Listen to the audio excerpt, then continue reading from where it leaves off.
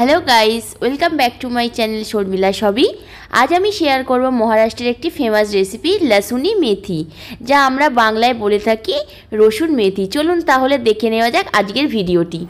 प्रथमे एकटा frying pan बसिए निয়েছি, एर मध्य दिए देब किछु बादाम। बादामटा एकटु आमी रोस्ट करे नेब। একটা মিক্সিং জার আমি এখানে নিয়ে নিয়েছি, এই জারের মধ্যে দিয়ে দেব পরিমাণ মতো একটু সাদা তিল। এবার আমি দিয়ে দিলাম রোস্ট করা বাদামগুলো। এবার এতে আমি জল দিয়ে এটাকে একটা পেস্ট বানিয়ে নেব। ফ্রাইং প্যানের মধ্যে আমি দিয়ে দেব 2 চামচের মতো বেসন। এখানে আমি এটা ছোলার ডাল বেসন ব্যবহার করছি। বেসনটা একটু ভালো করে রোস্ট করে নেব। যতক্ষণ না বেসনটা থেকে একটা সুন্দর স্মেল আসছে ততক্ষণ আপনারা এটাকে এইভাবে নাড়াচাড়া করতে থাকবেন। বেসনটা রোস্ট করা হয়ে গেছে, এবার এটাকে ফ্রাইং প্যান থেকে আমি নামিয়ে নিয়ে ফ্রাইং প্যানটা পরিষ্কার করে নেব। আবারও ফ্রাইং প্যানটা এখানে পরিষ্কার করে বসিয়ে দিয়েছি। এবার এর মধ্যে আমি দিয়ে দেব অল্প একটু সাদা তেল। তেল খুব ভালোভাবে গরম হয়ে গেছে। এই তেলের মধ্যে দিয়ে দেব আমি কিছু গোটা রসুন।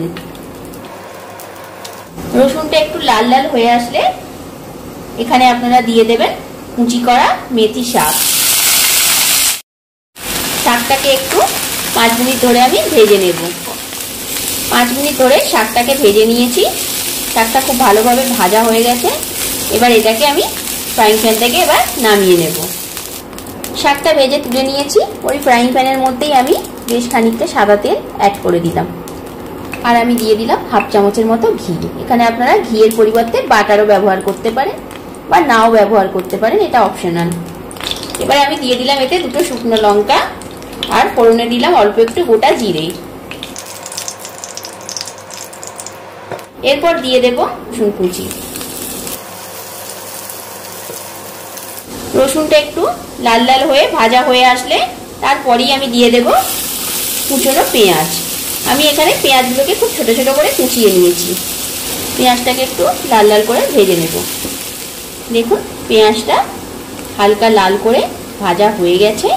এবার আমি এর মধ্যে দিয়ে দেব একটা মিডিয়াম সাইজের মিহি করে কেটে রাখা টমেটো।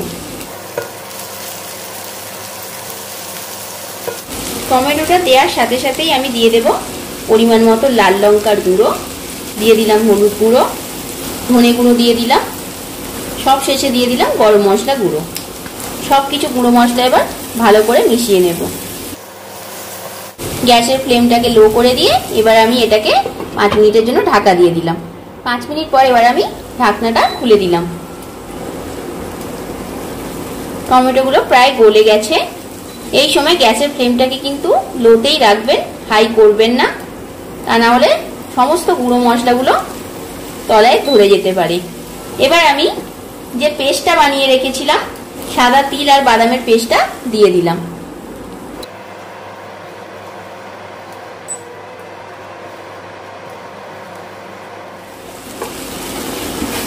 পেস্টটা দেওয়ার পরে ভালো করে কষিয়ে নিয়েছি মশলাটাকে।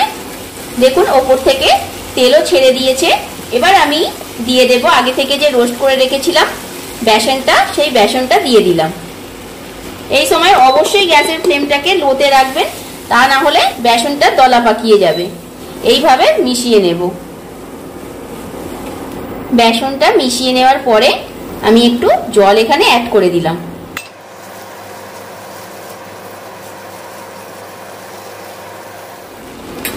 জলটা দেওয়ার পরে দেখুন ভালো করে মিশিয়ে নিয়েছি আর ওপর থেকে আবারও তেল ছেড়ে দিয়েছে।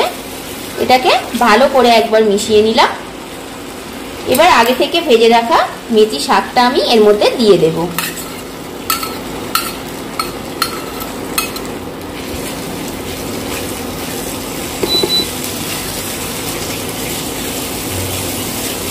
শাকটা এবার পুরো গ্রেভিটার সাথে ভালো করে মিশিয়ে নিলাম।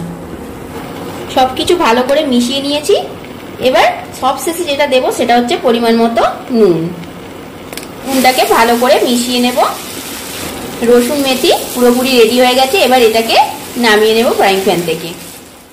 লসুনি মেথি পুরোপুরি রেডি করে আমি সার্ভ করে দিয়েছি।